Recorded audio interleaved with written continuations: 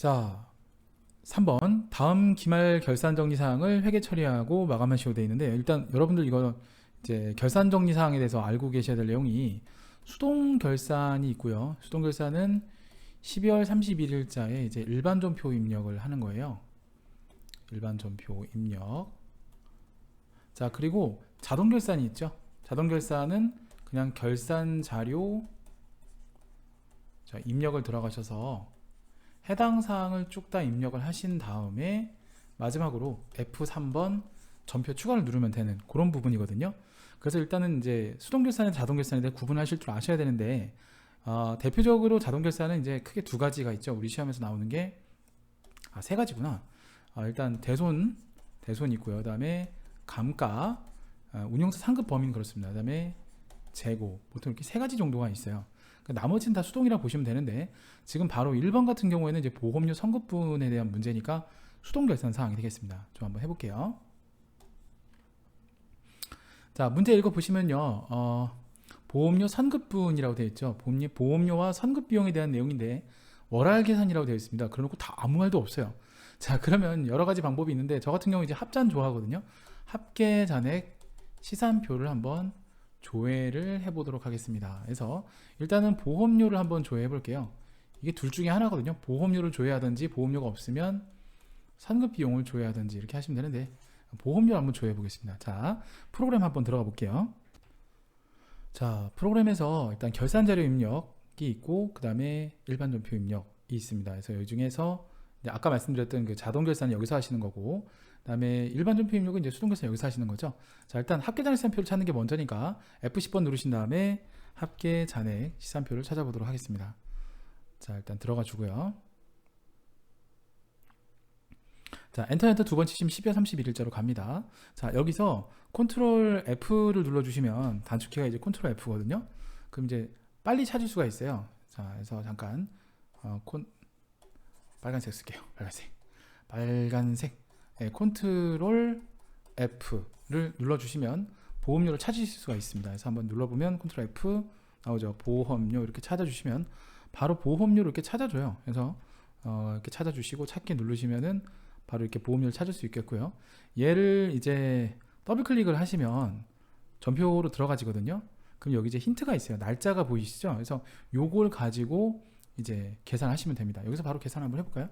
지금 내용을 보시면 이게 이제 2020년 4월 1일부터 3월 31일까지 1년치 보험료가 지금 300만 원이라는 얘기죠. 그러면 우리가 공식을 하나 세울 수 있죠.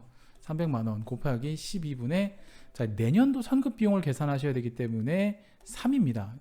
그죠? 왜냐하면 이제 4월부터 이제 12월 달까지는 이렇게 이제 9개월치고 1월부터 3월 달까지가 3개월치이기 때문에 9개월치는 올해 거, 3개월치는 내년 거.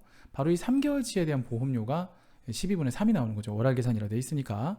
자, 이렇게 계산하시면 됩니다. 이러면은 75만 원이 나와요. 네, 계산기를 두드려 보면 그렇습니다. 자, 그럼 이걸 갖다가 이제 선급 비용하고 이제 보험료를 입력하면 되는데, 자, 요거를 어떻게 하냐면 이렇게 구한 내용을 차변의 선급 비용 역시 12월 31일자 결산 자료 입력에다 12월 31일자 일반 전표 입력에다 입력하시는 거죠. 제가 정신이 오락가락하네요. 결산 자료 입력이래. 판매비와 관리비, 그 다음에 75만 원 이렇게 입력을 하시면 되겠습니다. 자, 이거 바로 일반 전표 입력으로 들어가 볼게요. 자, 그래서 창 닫고, 자, 12월 31일 차변에, 자, 133번 선급 비용인데 뭐 외우셔도 좋고요. 저는 이제 코드를 다 알고 있는 거라. 그 다음에 821번 보험료 75만 원 이런 식으로 입력을 하시면 되겠습니다. 아래쪽에 이제 분계도 확인이 되죠. 이렇게 보시면 되겠습니다. 자, 좋아요. 자, 빠져나가겠습니다. 자, 다음 문제로 넘어가겠습니다. 자, 다음 문제 보시면요. 2번 소모품 사용액은 이제 30만 원이 다 돼 있어요. 그럼 이제 얘가 소모품으로 처리했느냐 아니면 처음에 소모품 B로 처리했느냐, 이제 이 두 가지 중에 하나일 것 같은데, 이것도 역시 왜 나갔을까? 합계잔액 시산표를 조회해 보셔야 됩니다. 그래서 합계잔액 시산표 한번 들어가 볼게요. 자, 아까랑 동일하게 이제 합계잔액 시산표를 들어왔어요. 엔터 두 번 쳐주시고 컨트롤 F 누르신 다음에 소모품까지만 한번 쳐보세요. 그러면은 소모품이면 소모품에 가서 걸릴 거고, 소모품 B밖에 없으면 소모품 B로 이렇게 걸릴 건데, 지금 이제 이렇게 검색을 했죠. 이렇게 밑에 보시면 돼요. 소모품은 지금 없는 것 같죠. 이거 하나밖에. 그럼 역시 이것도 예, 잘 보시면은 31만 4천 원 돼 있는데 더블 클릭 한번 해볼까요? 뭐 쭉 다 돼 있어요. 그래서 합계가 31만 4천 원인데 뭐 세부 내용은 뭐 볼 게 없는 것 같아요. 자, 그러면 정리를 해보면 이 31만 4천 원 있죠? 이 31만 4천 원이라는 소모품 B 중에서 이 중에 사용액, 그러니까 이 중에 소모품의 사용액이 30만 원이란 얘기죠. 그러면 나머지 얼마? 14,000원만큼은 미사용이 됐다는 얘기예요. 맞죠? 그렇지 않을까요? 31만 4천 원을 갖다 소모품비를 썼는데 그 중에 쓴 게 30만 원이라면 안 쓴 게 14,000원이지. 14,000원이라는 얘기잖아. 그죠? 그럼 여기 위에다 써볼까요? 우리 12월 31일자로 안 쓴 거만 남겨놓으시면 되겠죠. 31만 4천 원이 다 쓴 게 아니기 때문에 그래서 14,000원 안 썼고 썼다고 다 말해놓은 거 다시 토해내주고 요게 이렇게 14,000원 이렇게 하시면 되겠고요.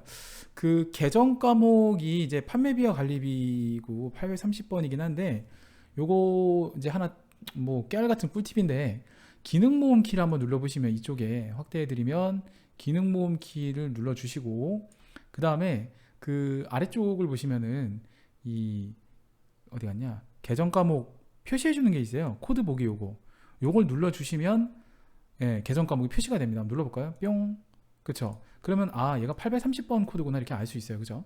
그럼 요거를 이제 참고하시면 됩니다. 뭐 이건 시험하고 관계없기 때문에 표기하고 나서 그냥 하셔도 됩니다. 아까 단축키가 뭐였지? 단축키가 컨트롤 F4번이네요. 잘 기억하세요. 자, 그러면 이제 끝났죠. 일반 점표 입력 들어가서 12월 31일. 자, 일단은 소모품이니까 자, 소모라고 한번 쳐주시고 소모품 그다음에 14,000원 대변에 830번이었죠. 아까 14,000원. 뭐 이런 식으로 입력하시면 되겠습니다. 내용 보시고 이렇게 네. 자, 됐습니다. 3번으로 넘어가겠습니다. 자, 3번 모든 비유동 자산에 대하여 감가상각비를 계상하다라고 되어 있는데 모든 비유동 자산이라면 유형 자산이 있고 무형 자산이 있어요. 대개는 전산회계 운용사 상급은 얘 하나만 내고요. 운용사 2급은 얘까지 같이 냅니다. 그래서 일단 감가상각비 계상을 하는 건데 얘도 자동결산 입력이거든요. 이제 어떻게 하는지 제가 보여드릴 테니까 자 봅시다. 일단은 얘를 먼저 하려면 자 프로그램에서 우리가 좀 해줘야 되는 게 있어요. 자 화면 들어가 볼게요. 자 여기 보시면은 고정자산 등록 쪽이에요. 원가 경비별 감가상각 명세서. 차라리 얘는 뭐 F10번 눌러서 찾는 것보단 바로 위치를 그냥 찾아보시는 게 나아요. 고정자산 등록 쪽에서 이게 맨 아래쪽에 있는 이거거든요. 한번 눌러볼게요. 자, 제가 하라는 대로 잘 보시면 돼요. 여기서 총괄만 2번 조회하시면 되거든요. 유형자산 총괄 1번, 무형자산 총괄 1번. 유형자산 총괄 1번 누르신 다음에 엔터를 그냥 막 쳐요. 그럼 이게 뜨죠. 여기에 나와 있는 잘 보시면 건물, 차량 운반구, 비품 이렇게 되어 있는 거 보이시죠? 여기서 당기상각비 있죠. 요거를 메모로 해놓으시면 되거나 아니면 컨트롤 C, 컨트롤 V 하시면 되거든요. 저 같은 경우에는 컨트롤 C, 컨트롤 V 합니다. 그래서 컨트롤 C, 컨트롤 C, 컨트롤 C 하시면 되거든요. 자, 그 다음에 무형자산 총괄도 한번 가봐요. 조회 한번 눌러주시는데 없죠? 없으면 이제 얘만 하시면 돼요. 자, 그럼 제가 어떻게 하는지 잘 보세요. 당기상각비 요거를 갖다 컨트롤 C, 컨트롤 V를 하는데 일단 F10번을 눌러서 결산 자료 입력을 갑니다. 결산 자료 입력 들어가셔서 자 엔터 2번 쳐주시고 그 다음에 확인 눌러서 그냥 들어가 주시면 돼요. 그 다음에 컨트롤 F 눌러서 아까 지금 해야 될 게 건물이었죠. 건물이라고 치시면 바로 어디론가 움직이는데 바로 요 구간 있죠. 컨트롤 F 쳐서 들어가서 바로 찾아서 건물로 뜨는 구간이 감가상각비 입력하는 구간이에요. 그래서 아까 여기 500만원이었죠. 건물 500만원 잘 봐요. 컨트롤 C 그 다음에 자료 입력 여기 위치 찾았죠. 컨트롤 V 그 다음 바로 밑에 차량 운반구도 컨트롤 C 컨트롤 V 뭐하러 이걸 다 메모를 하고 있어요. 그죠? 컨트롤 C 컨트롤 V 하면 될걸. 그죠? 자 됐어요. 이게 다예요. 그래서 전표 추가하면 되는데 지금 한 번에 하지 말고요. 다른 것까지 다 한 다음에 한꺼번에 하도록 해요. 자 일단 여기서 스킵. 자 됐습니다. 여기서 놔두고요. 자 이렇게 빠져나오면 돼요. 무형자산은 없기 때문에 여기까지만 하시면 됩니다. 자 그럼 여기서 잠깐 멈췄다가 바로 이어서 다음 문제로 넘어가겠습니다. 자 4번은요. 매출채권 잔액에 대해서 1%의 대손충당금 보충법 설정하다고 되어 있는데 일단 매출채권이 뭔지를 아셔야죠. 매출채권은 외상매출금하고요. 그 다음에 받으러옴을 합쳐서 부르는 말이죠. 그러니까 얘네 둘 다의 1% 대손충당금 설정을 하라는 얘기입니다. 자 이것도 역시 합계자산표에서 답을 찾을 수 있는데 자 같이 한번 가보도록 하겠습니다. 자, 우선 이 작업을 하시려면요. 학계전환시장표에 역시 12월 31일자로 들어오시면 되고요. 제가 지금 이제 찾아 드리는 부분을 잘 보시면 여기 보면 외상매출금 있잖아요. 그죠? 여기 해당되는 부분 차변 잔액이죠. 곱하기 1%한 금액, 그렇죠? 에서 여기 대손충당금 보이실 거예요. 이거를 대변 잔액 있죠. 요거를 빼주시면 되고요.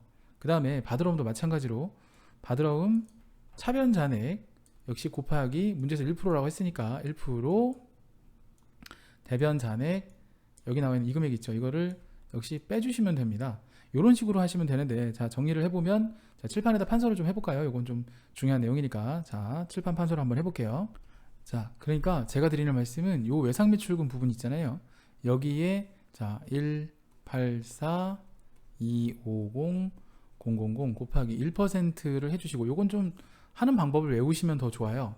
대손충당금 부분 요거 58만 4,100원 이걸 이제 빼주는 게 요게 이제 하나란 얘기고요. 나머지 하나는 여기 바드러움 있죠.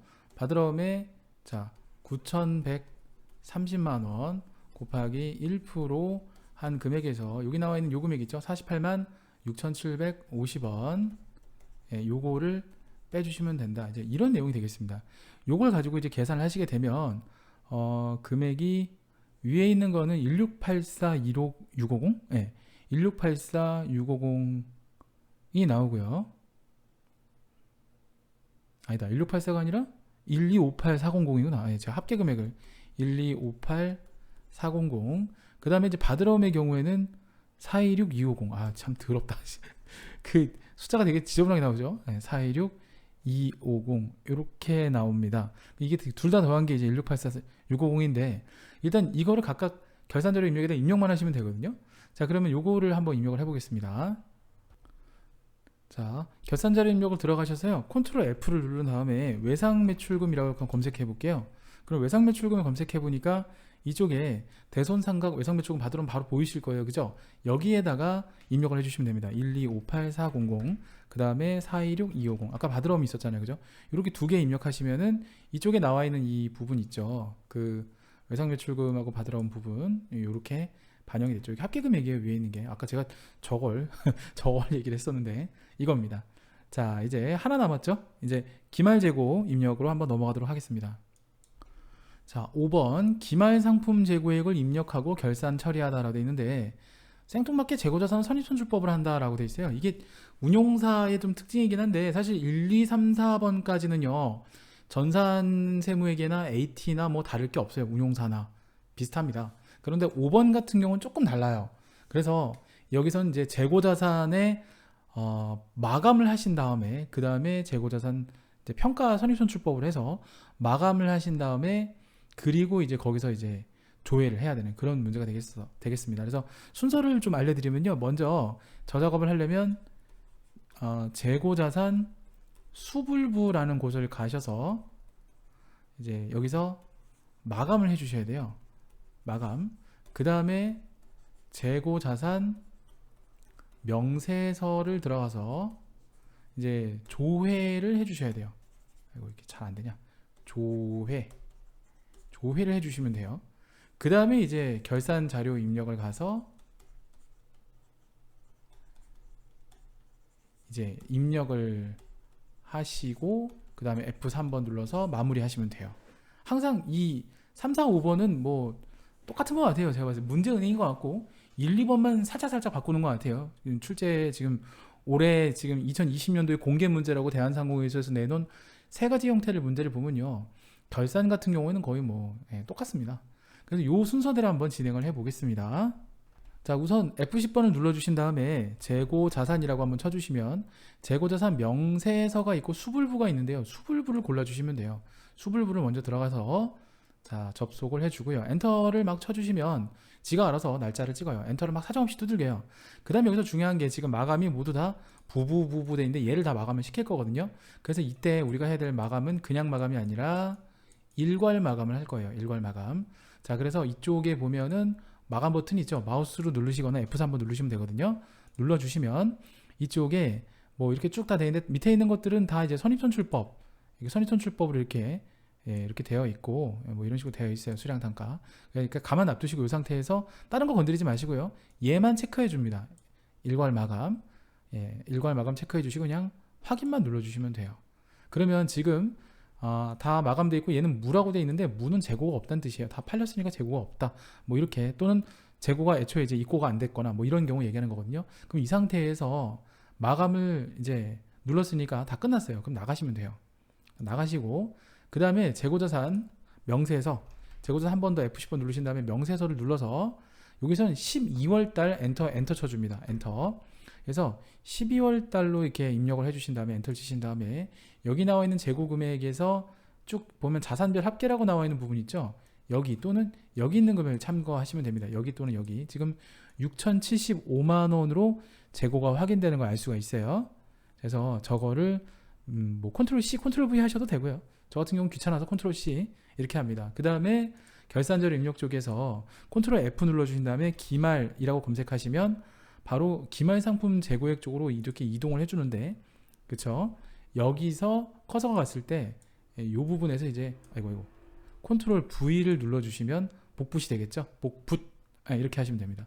그 다음에 이제 마지막으로 전표 추가. 그러니까 결산자료 입력을요. 그러니까 어떤 분들이 이제 질문하실 때 하나 입력할 때마다 결산 마감을 해도 괜찮습니까? 라고 하는데 본인이 실수하지 않을 자신 있으면은 연속해서 3번 하면 돼요. 근데 이제 저는 가급적이면 뭐 마감 실수가 있을 수도 있고 뭐 버튼을 뭐 잘못 누를 수도 있고 여러 가지 변수가 있기 때문에 그냥 일반 전표 입력은 건 바이 건으로 하나씩 다 입력하는 걸 추천드리고 어차피 그래봐도 2개밖에 안 돼요. 결산자료 입력은 3문제를 내거든요.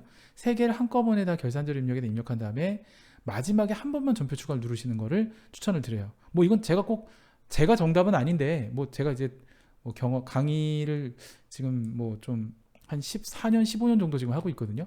근데 운용사 강의도 물론 거의 10년 가까이 해봤지만 제가 경험했을 때 제가 알려드리는 방법이 그냥 제 생각엔 제 개인적인 피셜로는 최적인 것 같습니다. 어쨌든 더 좋은 방법이 있으시면 뭐 그 방법대로 하셔도 상관없습니다. 예, 뭐 이게 프로그램이라는 게 딱히 꼭 이렇게 하셔야 된다라는 룰은 없어요.